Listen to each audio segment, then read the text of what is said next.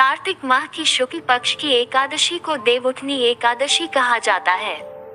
इसे देवोत्थान एकादशी, देवउठनी ग्यारस, प्रबोधिनी एकादशी आदि नामों से भी जाना जाता है।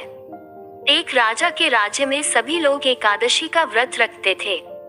प्रजा तथा नौकर चाकरों से लेकर पशुओं तक को एकादशी के दिन अन्न नहीं दिया जाता था। एक दिन किसी दूसरे राज्य का एक व्यक्ति राजा के पास आकर बोला, महाराज, कृपा करके मुझे नौकरी पर रख लें। तब राजा ने उसके सामने एक शर्त रखी कि ठीक है, रख लेते हैं, किंतु रोज तो तुम्हें खाने को सब कुछ मिलेगा, पर एकादशी को अन्न नहीं मिलेगा। उस व्यक्ति ने उस समय हाँ कर ली, पर एकादशी के दिन जब उसे फलाहार का सामान दिया गया तो वह राजा के सामने जाकर गिड़गिड़ाने लगा, महाराज, इससे मेरा पेट नहीं भरेगा, मैं भूखा ही मर जाऊंगा, मुझे अन्न दे दो। राजा ने उसे शर्त की बात याद दिलाई, पर वह अन्न छोड़ने को राजी नहीं हुआ। तब राजा ने उसे आटा, दाल, चावल आदि दिए। वह नित्य की तरह नदी पर पहुंचा और स्नान कर भोजन पकाने लगा। जब भोजन बन गया तो वह भगवान को बुलाने लगा, आओ भगवान, भोजन तैयार है। 15 दिन बाद अगली एकादशी को वह राजा से कहने लगा कि महाराज, मुझे दुगुना सामान दीजिए। उस दिन तो मैं भूखा ही रह गया। राजा ने कारण पूछा तो उसने बताया कि हमारे साथ भगवान भी खाते हैं, इसीलिए हम दोनों के लिए ये सामान पूरा नहीं होता। बुलाने पर पीताम्बर धारण किए भगवान चतुर्भुज रूप में आ पहुंचे तथा प्रेम से उसके साथ भोजन करने लगे। भोजनादि करके भगवान अंतर्धान हो गए तथा वह अपने काम पर चला गया।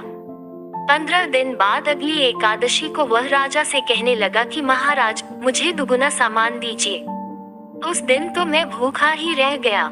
राजा ने कारण पूछा तो उसने बताया कि हमारे साथ भगवान भी खाते हैं, इसीलिए हम दोनों के लिए ये सामान पूरा नहीं होता। ये सुनकर राजा को बड़ा आश्चर्य हुआ। वह बोला, मैं नहीं मान सकता कि भगवान तुम्हारे साथ खाते हैं। मैं तो इतना व्रत रखता हूँ, पूजा करता हूँ, पर भगवान ने मुझे कभी दर्शन नहीं दिए। राजा की बात सुनकर वह बोला, महाराज, यदि विश्वास न हो तो साथ चलकर देख लें।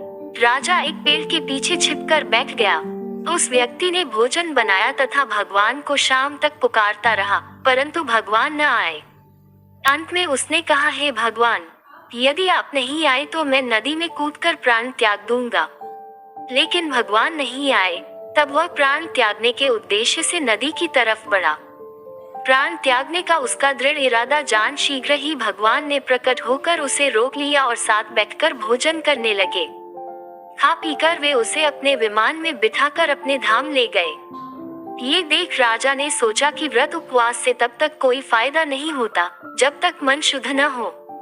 इससे राजा को ज्ञान मिला। वह भी मन से व्रत उपवास करने लगा और अंत में स्वर्ग को प्राप्त हुआ।